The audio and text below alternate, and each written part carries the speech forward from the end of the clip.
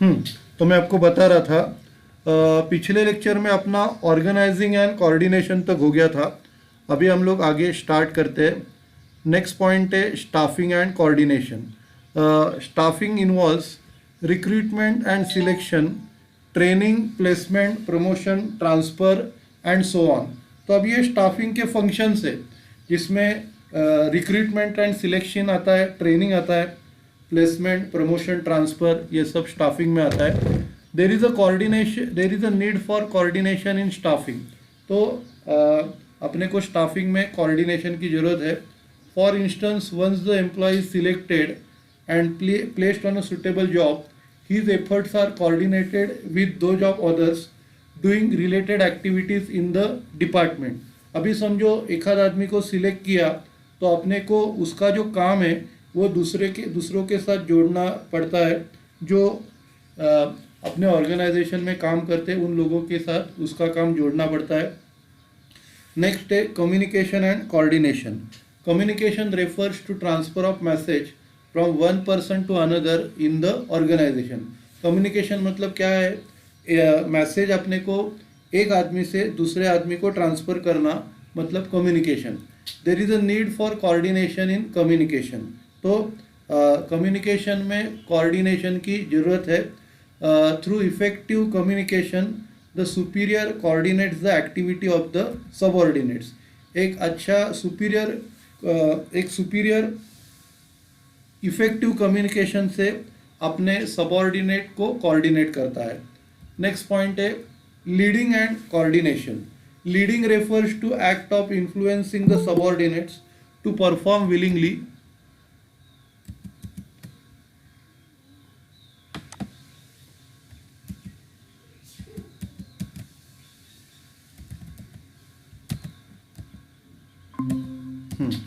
तो लीडिंग मतलब क्या? इन्फ्लुएंस करना अपने सबऑर्डिनेट्स को, ताकि वो अच्छी तरह काम करे अपने ग्रुप ऑब्जेक्टिव्स पाने में। देर is a need for coordination in leading. तो लीडिंग में कोऑर्डिनेशन की ज़रूरत है। Through effective leadership the superior coordinates the activity of his subordinates. तो एक अच्छे लीडरशिप से, अच्छी लीडरशिप अगर होगी तो सुपीरियर अपने सबऑर्डिनेट्स के एक्टिविटीज़ को कोऑर्डिनेट कर पाएगा। नेक्स्ट पॉइंट है motivation and coordinating. Motivation is the act of encouraging subordinates to perform better by providing monetary and non monetary benefits. तो मोटिवेशन का मतलब क्या है? सबऑर्डिनेट्स को इनकरेज करना, अच्छा काम करने के लिए उनको मॉनिटरी और नॉन मॉनिटरी बेनिफिट्स प्रोवाइड करके।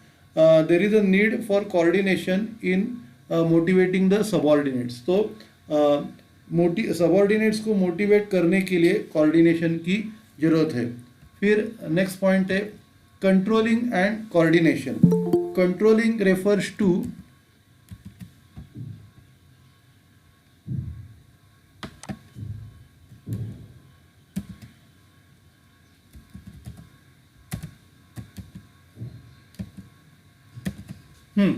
अभी अपना क्या चल रहा था? कंट्रोलिंग चल रहा था। Controlling refers to monitoring actual performance and taking corrective measures if required. Controlling का मतलब है एक्चुअल परफॉर्मेंस को मॉनिटर करना, देखना बराबर चल रहा है कि नहीं चल रहा है, एंड टेकिंग करेक्टिव मेजर्स। तो अगर ज़रूरत पड़ी तो हम लोग करेक्टिव मेजर्स ले सकते हैं। There is a need for coordination in controlling the activities of the organisation. तो ऑर्गेनाइजेशन के एक्टिविटीज़ को कंट्रोल करने के लिए अपने को कोऑर्डिनेशन की ज़रूरत है। For instance, when control measures are initiated, the manager must coordinate the activities of his subordinates to achieve desire results. तो एग्जाम्पल क्या है कि जब कंट्रोल मेजर स्टार्ट किया है तो मैनेजर क्या करता है? उसके सबऑर्डिनेट्स के एक्टिविटीज़ को कोऑर्डिनेट करता है ताकि अच्छे रिजल्ट्स मिले। पर में नेक्स्ट है coordination and decision making. Decision making refers to identifying set of alternatives and then selecting the best course of action. तो decision making का मतलब क्या है कि जो भी सेट ऑफ अल्टरनेटिव्स है उनको आइडेंटिफाई करना और उसमें से अच्छे अल्टरनेटिव को सिलेक्ट करना, there is a need for coordination in decision making. तो डिसीजन मेकिंग में भी कोऑर्डिनेशन की ज़रूरत है। For example, when a decision is taken by management, then manager should coordinate the activities of his subordinates to implement the decision. तो decision making में coordination की आवश्यकता है। तो जब डिपार्टमेंट कौन सा भी डिसीजन लेती है तो मैनेजर को कोऑर्डिनेट करना है ताकि वो उसके सबॉर्डिनेट्स के साथ वो कोऑर्डिनेट्स करे डिसीजन इम्प्लीमेंट करने के लिए।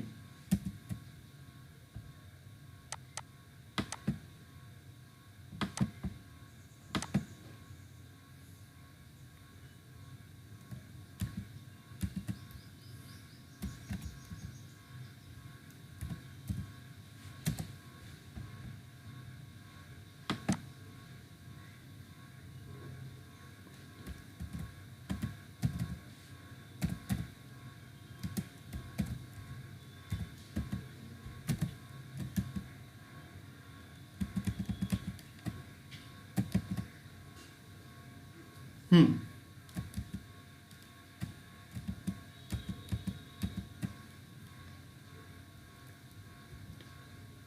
अभी नेक्स्ट क्वेश्चन है मीनिंग बाय एमबीओ।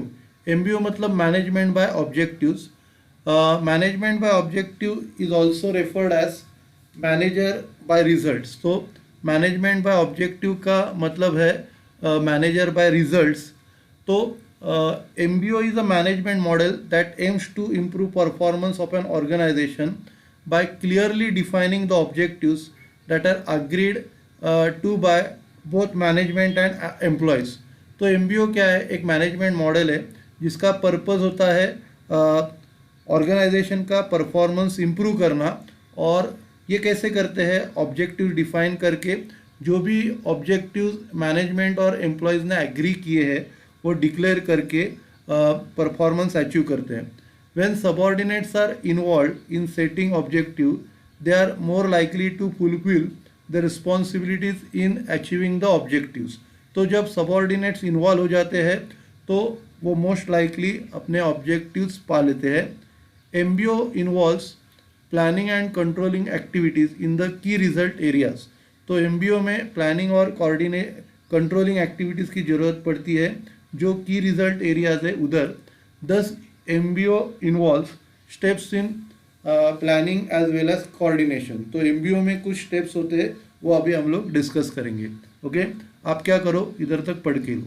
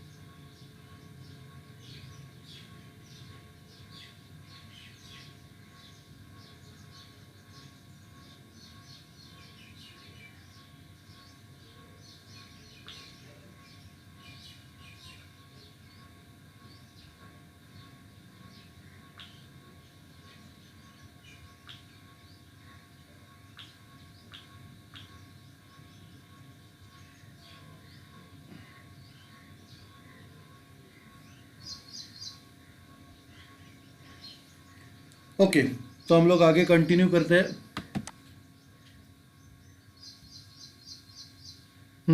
अभी ये मेन स्टेप्स है। हाँ, तो सबसे पहला क्या है? एनवायरनमेंट को एनालिसिस करना। बाद में कलेक्टिवली फॉर्मुलेट ऑब्जेक्टिव्स है उनको फॉर्मुलेट करके जमा करना। फिर कलेक्टिवली फ्रेम प्लान्स बनाना। फिर सिलेक्टिंग बेस्ट प्लान, उसमें से सबसे बेस्ट प्लान है उसको सिलेक्ट करना। फिर प्लान को इम्प्लीमेंट करना।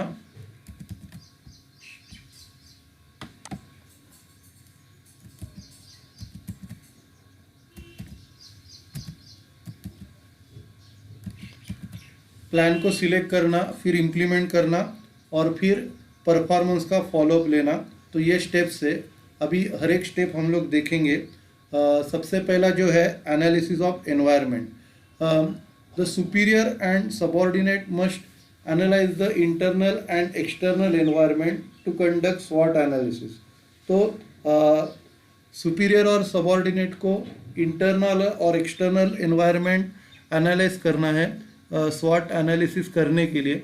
तो सबसे पहला analysis of internal environment. The superior and subordinate analyse the internal environment before setting goals. तो गोल सेट करने से पहले सुपीरियर और सबऑर्डिनेट को इंटरनल एनवायरनमेंट का एनालिसिस करना है। The analysis of internal environment involves analysis of management philosophy. इधर क्या क्या करना है, सबसे पहला मैनेजमेंट फिलॉसफी का एनालिसिस करना है।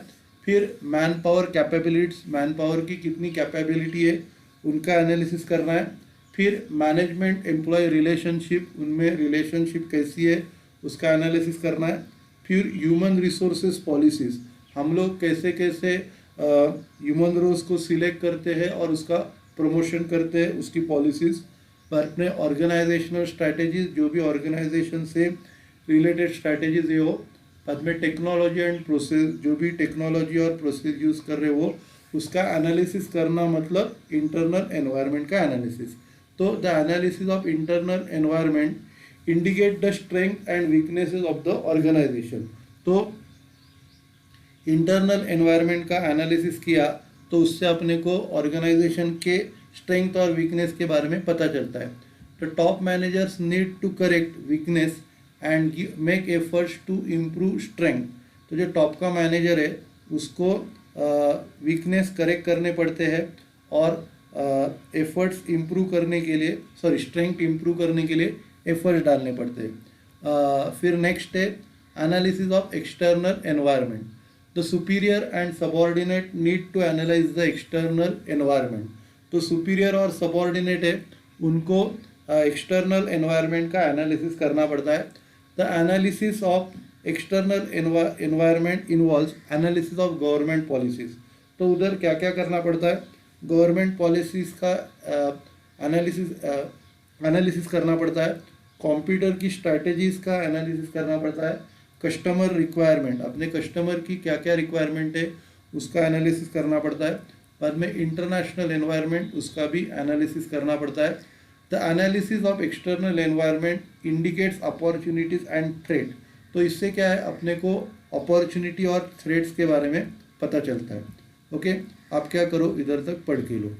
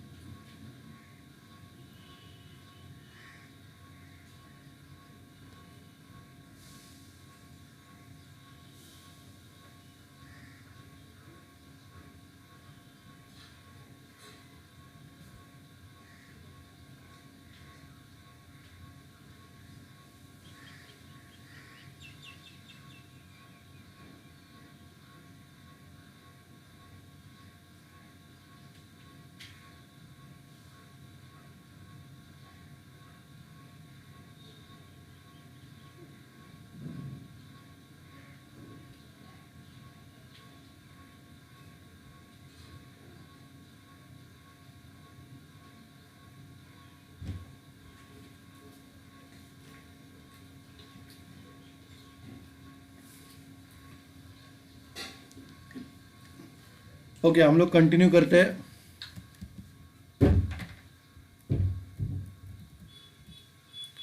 The manager must consider the opportunities and threats in setting the के आगे क्या है मैं आपको बताता हूँ।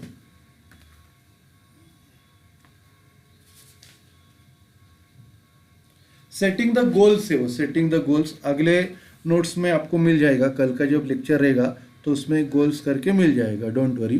तो गोल सेट करने में उनके काम में आता है अपॉर्चुनिटी एंड थ्रेट्स। फिर नेक्स्ट पॉइंट है collectively formulating goals on the basis of स्वॉट analysis the superior and subordinate jointly decide and formulate the goals of a particular activity. तो स्वॉट एनालिसिस के आधार पे सुपीरियर और सबऑर्डिनेट अपने गोल्स के बारे में डिसाइड करता है, जो भी पर्टिकुलर एक्टिविटी है उसके गोल्स के बारे में डिसाइड करता है और बनाता है।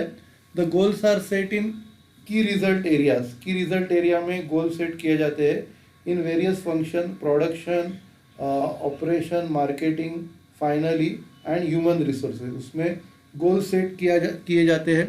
एग्जाम्पल, द मार्केटिंग डिपार्टमेंट में set a goal to achieve 20% market share of brand B in the year 2018। 20% market share achieve करना ये उनका टारगेट है। द फाइनेंस डिपार्टमेंट में set a goal to reduce bad debts to 2% in the year 2018। Finance department set कर सकता है कि अपना टारगेट बैड डेट्स का ये बैड डेट जो है ये 2% तक लेके आने का 2018 में।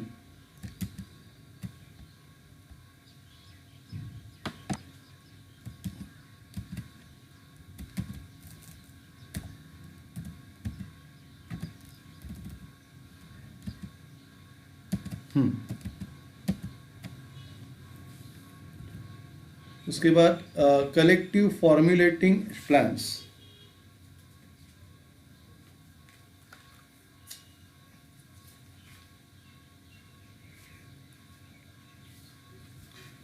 The superior and subordinate for jointly formulate action plans to achieve goals।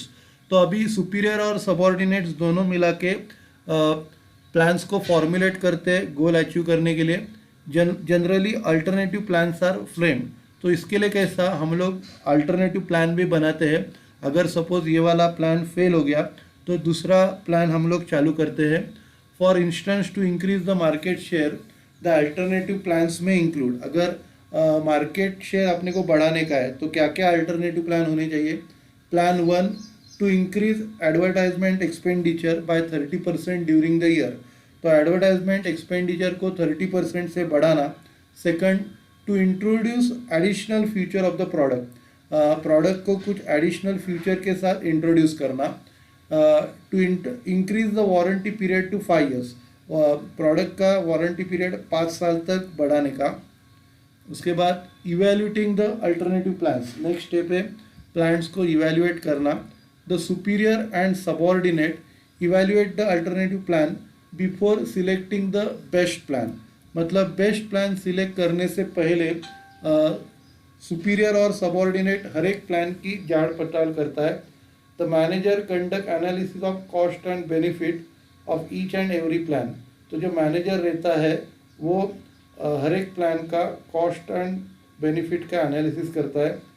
The cost are measured in terms of production, administration and distribution cost.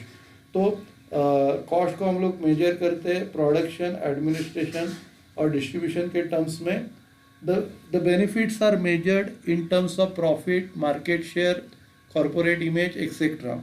तो जो बेनिफिट्स मिलते हैं वो अपने को प्रॉफिट, मार्केट शेयर और कॉरपोरेट इमेज के फॉर्म में मिलते हैं। नेक्स्ट पॉइंट है सिलेक्ट द बेस्ट प्लान। अभी आपको क्या करना है, ये सब होने के बाद आपको जो बेस्ट प्लान है वो सिलेक्ट करना है। On the basis of cost benefit analysis of the alternative plan the superior and subordinate select the best plan. तो अभी कॉस्ट बेनिफिट एनालिसिस करने के बाद सुपीरियर और सबऑर्डिनेट सबसे बेस्ट प्लान सिलेक्ट करते हैं। They select the plan that which would give higher benefits at lower cost. जो भी प्लान ज़्यादा से ज़्यादा बेनिफिट कम खर्चे में देगा उस प्लान को सिलेक्ट किया जाता है। तो मैनेजर्स में reserve backup plan in the event of the first plan being facing some solution. तो उधर मैनेजर लोगों को और एक प्लान रिजर्व करके रखना पड़ता है ताकि अब हम लोग जो प्लान इम्प्लीमेंट कर रहे हैं उसमें अगर प्रॉब्लम आ रहा है तो बैकअप प्लान रिजर्व में रखना पड़ता है। ठीक है, आप क्या करो, इधर तक पढ़ के लो, फिर हम लोग ख़त्म करो।